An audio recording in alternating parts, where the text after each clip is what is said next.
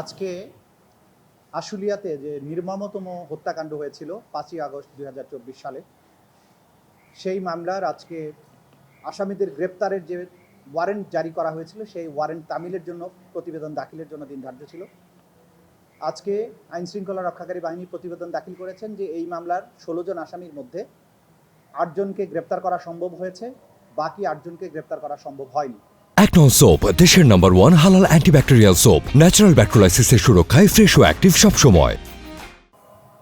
পুলিশের সেই প্রতিবেদনের আলোকে আজকে আদালত যারা পলাতক আসামি আছে সেই 8 জনকে আগামী 28শে জুলাই তারিখে আন্তর্জাতিক অপরাধ ট্রাইব্যুনাল নাম্বার 2-এ হাজির হওয়ার জন্য নির্দেশ প্রদান করে পত্রিকায় বিজ্ঞপ্তি প্রকাশের জন্য নির্দেশ দিয়েছেন এবং ওই পত্রিকার বিজ্ঞপ্তির মাধ্যমে তাদেরকে জানিয়ে দেওয়া হবে যে আগামী 28শে জুলাইয়ের মধ্যে যেন তারা আদালতে উপস্থিত হন।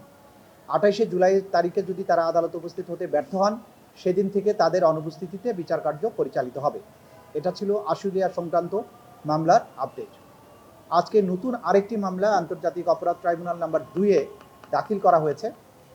সেটি হচ্ছে জুলাই আগস্ট বিপ্লব চলাকালে লক্ষ্মীপুরে সদরে তদানীন্তন আওয়ামী লীগের নেতা এবং সদর উপজেলা চেয়ারম্যান ছালাউদ্দিন টিপুর নেতৃত্বে সেখানে বেশ কয়েকজন ছাত্র জনতাকে নির্মমভাবে গুলি করে হত্যা করা হয় এবং সেই হত্যাকাণ্ডের ভিডিও জাতীয় গণমাধ্যম, সোশ্যাল মিডিয়া সহ বিভিন্ন গণমাধ্যমে প্রকাশিত হয়েছে।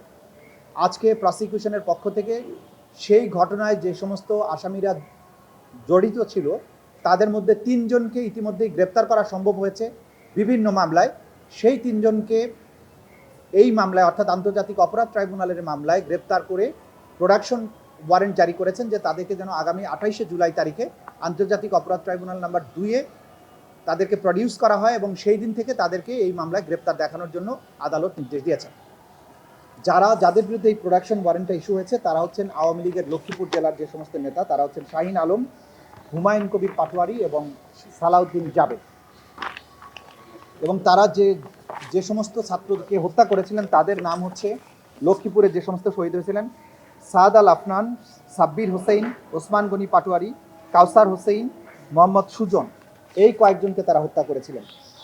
তাদেরকে এই লক্ষ্মীপুরের ঘটনায় এই গ্রেপ্তারি পরোয়ানা বা প্রোডাকশন ওয়ারেন্ট জারির মাধ্যমে লক্ষ্মীপুরের যে অপরাধ হয়েছিল সেটিরও আনুষ্ঠানিক বিচারের যাত্রা শুরু হলো।